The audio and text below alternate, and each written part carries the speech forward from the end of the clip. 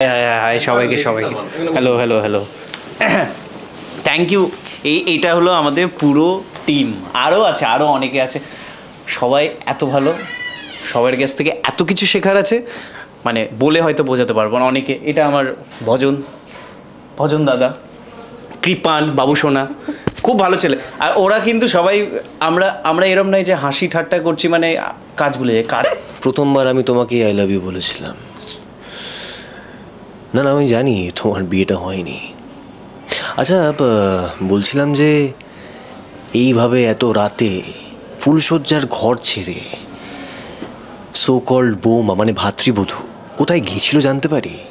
না না, এই বাড়ির একটা শৃঙ্খলা আছে, একটা ডিসিপ্লিন আছে, আর এই বাড়িতে সেই শৃঙ্খলা ভেঙে বাড়ির বউ কি বাইরে সার্কাস করতে গেছিল? এখনো ফুলশয্যা খাট সাজানো আছে, সেই ঘরে ওয়েট করছে আমার ভাই তোমার জন্য। তাহলে আমি ধরে নিতে পারি যে এই রাতটাকে অ্যাভয়েড করার জন্যই তোমার এই পালিয়ে যাওয়া, কারণ তুমি কোনোভাবেই ও স্ত্রী নও। কৃপানের থেকে একটা আমরা ডায়লগ শুনবো। হ্যাঁ, কৃপানের ওই ডায়লগটা আমরা শুনতে চাই। হ্যাঁ, যেটা আমি মাকে দিয়েছি। হ্যাঁ, টাকা পয়সা লাগলে বলবেন কিন্তু, আর বাড়ি গাড়ি তো পেয়েই গেছেন। ওই ডায়লগটা। হ্যাঁ, আর কিছু লাগলে বলবে না, বাড়ি গাড়ি তো নিয়েই নিয়েছেন, টাকা পয়সা লাগলে বলবে না। বাবা বলেছিলেন পাকে জন্মেছিস পঙ্কজ হয়ে উঠিস। লাভলি। তো মাঝে মাঝে এই চোখের জলটা চলে আসে, মানে বিবেক বলে তো কিছু আছে, তো বিবেক বড্ড নাড়া দেয়। যে ঘটনা নিয়ে ঘটনার এত ঘন ঘটা, সেই ঘটনার কেন্দ্রবিন্দুতে দাঁড়িয়ে যে ভদ্রলোক বা যে অভদ্রলোক, ছোট লোক, তিনি আমার পাশেই বসে রয়েছেন। তার নাম হচ্ছে কৃপান ব্যানার্জি, পলিটিক্যাল নেতা, কৃপানকান্তি ব্যানার্জির একমাত্র ছেলে। আমাদের সামনে এখন অনেক দিন জেলে ছিলাম, তো শয়তানিটা মিস করছিলাম, আবার বেলে বেরিয়েছি, তো আবার নতুন করে একবারে চাঙ্গা হয়ে এসেছি, পদ্মর পিছনে আবার পড়েছি।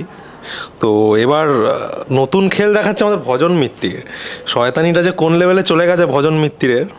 না, ভজন মিত্তিরের শয়তানিটা এটা হচ্ছে ওকে বাঁচানোর জন্য, যেহেতু আমরা স্যার অগ্নিজিৎ মুখার্জি, মানে সুপ্রিয়তা যে ক্যারেক্টারটি প্লে করছেন, সেই অগ্নিজিৎ মুখার্জির জুনিয়র আমি। সুপ্রিয়তাকে আপনারা সবাই চেনেন। তো এই কেসটার আর একজন মানে উল্টো দিকে রয়েছে, যেরকম গীতা রয়েছে, গীতা LLB, যাকে জুড়ে গল্প। তো তিনি যার সাহায্য নিচ্ছেন, তিনি হচ্ছেন একজন স্বনামধন্য পুলিশ ইন্সপেক্টর, তার নাম হচ্ছে পঙ্কজ খাসনবিশ। আপনাদের সাথে একটুখানি আলাপ করিয়ে দিই পঙ্কজ খাসনবিশের। ইন্ট্রোডাকশনটা আমি দিচ্ছি। পঙ্কজ হাসনবিশ, বাবা বলেছিলেন ছোটবেলায় পাকে জন্মেছিস পঙ্কজ হয়ে উঠিস। হ্যাঁ, কি বলবো, মানে আমি দেখছিলামই এটা আর কি, পঙ্কজ খাসনবিশ যেটা করে আর কি, মাঝে মাঝে পজিটিভই করে, আর আমি খুবই গীতার ফরে। আর এরা ভীষণই ভালো, সবাই এত ভালো অভিনয় করছে, মানে একদিন না এলেই ভীষণ মিস করি। তো যাকে আসতে তো হয়ই আমাকে। তো গীতা তো কেসটা লড়বে, আর এই যে রয়েছেন, মানে যা হয় আর কি, মানে একজনকে নিয়ে তিনজন যদি টানাটানি করে, তো সেই মাঝখানে তো আমাকে ঢুকতেই হবে, তাই না? একজনকে তো একজনই। হ্যাঁ কুশল, কিছু বলবি? আমরা ইন্টারভিউ দিচ্ছি এখানে, এখানে ক্যামেরা আছে। আচ্ছা, আমাদের এখন শুটিংয়ের ডাক পড়ে গেছে, আমাদের অ্যাসিস্ট্যান্ট ডিরেক্টর চলে এসছেন, কুশল বাবু। পঙ্কজ হাসনবিশের থেকে একটা ডায়লগ। হ্যাঁ, না না, ওইটা ভীষণই ভালো। একদিন একটা মানে এত পজিটিভ, আর দাদার লেখা। একদিন একটা সিন করতে করতে গীতা বেরিয়ে চলে গেল, তো আমার চোখে জল। তো হঠাৎ আরেকজন কনস্টেবল এসে বললো, কী হলো স্যার? মানে আপনার চোখে জল? তো বলছি যে বাবা বলেছিলেন পাকে জন্মেছিস পঙ্কজ হয়ে উঠিস। লাভলি। তো মাঝে মাঝে এই চোখের জলটা চলে আসে, মানে বিবেক বলে তো কিছু আছে, তো বিবেক বড্ড নাড়া দেয় বাবার কথাটা শুনে। বাবা আছে কি নেই জানি না, সেটা দাদা জানে আমার বাবা আছে কি নেই।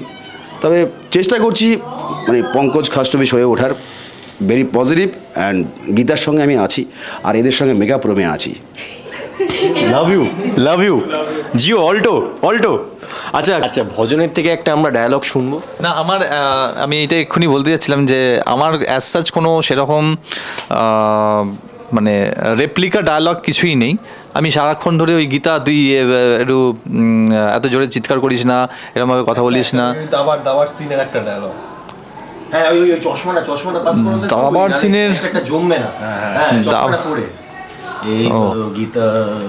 জবস্কিন খুনসুটি ভালোই চলে। হ্যাঁ অ্যাকচুয়ালি খুনসুটি নয়, ওরা আমার ভাইয়ের মতন, ভাই কাম বন্ধু, বন্ধু কাম ভাই। আমরা ভীষণভাবে এনজয় করি মেকআপ রুমটা।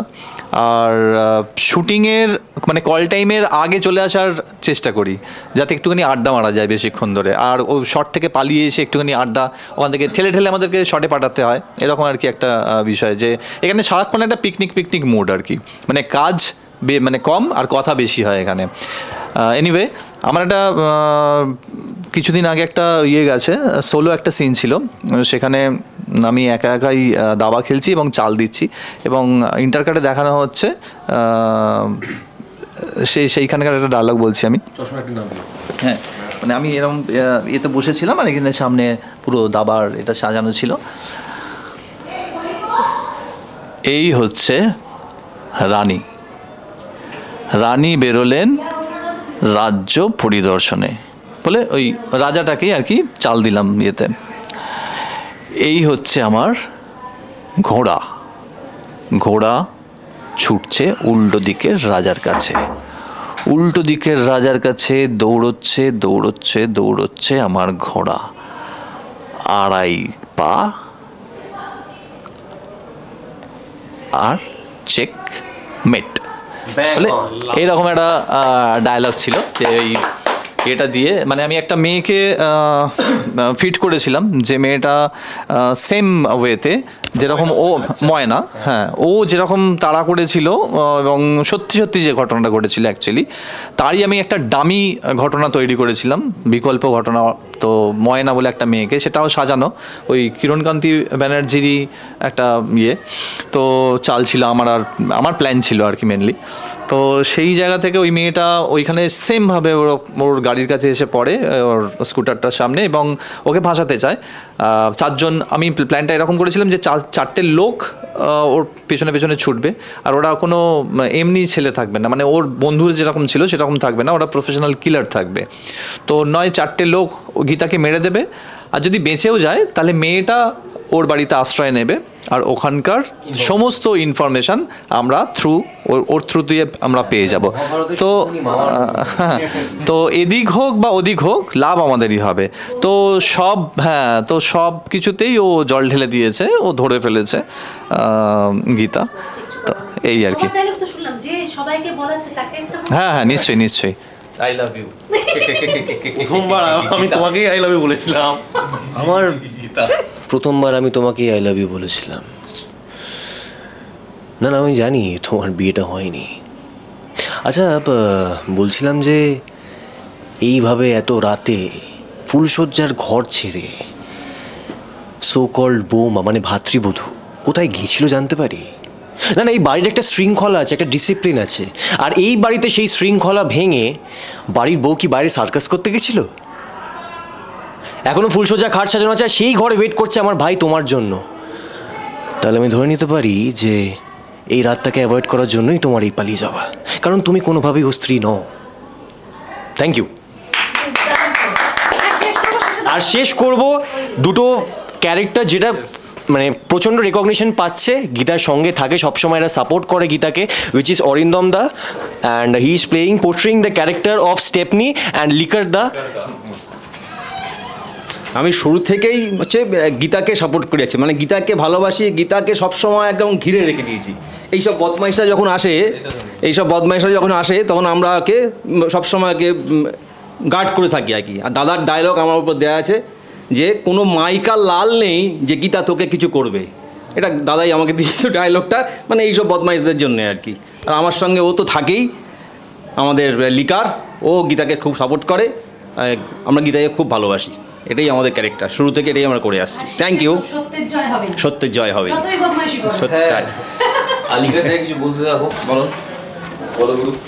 দাদা যেটা বললো, আমি আর দাদা মানে স্টেপনি দা ক্যারেক্টার নাম, আমরা সবসময় ওই বস্তিতে আর কি গীতার সাথে থাকি, যে কোনো আপদ বিপদে গীতাকে সাহায্য করি, এইভাবেই আমাদের ক্যারেক্টারটা। আর খুব ভালো সিরিয়াল, সবাই আপনারা দেখবেন। একদম শেষ করবো, দর্শকদের কি বলবে বলো? দর্শকদের এটাই বলবো, সন্ধ্যে 6:30 থেকে দেখবেন গীতা এলএলবি। আপনাদের এত ভালোবাসার জন্য আমরা সত্যি খুবই আপ্লুত, আর এইভাবেই পাশে থাকুন, ভালোবাসা দিন, আর চোখ রাখবেন স্টার জলসা পর্দায় সোম থেকে রবি, শুধুমাত্র স্টার জলসায় প্রতিদিন সন্ধ্যে 6:30 গীতা এলএলবি। ইতিমধ্যেই আমাদের মাঝখানে উপস্থিত হয়েছেন স্বস্তিক মুখার্জি, একা লেডি সলমান খান অ্যান্ড আকা কুনাল শীল। ডায়লগটা হাই হাই হাই হাই সবাইকে hello hello hello thank you.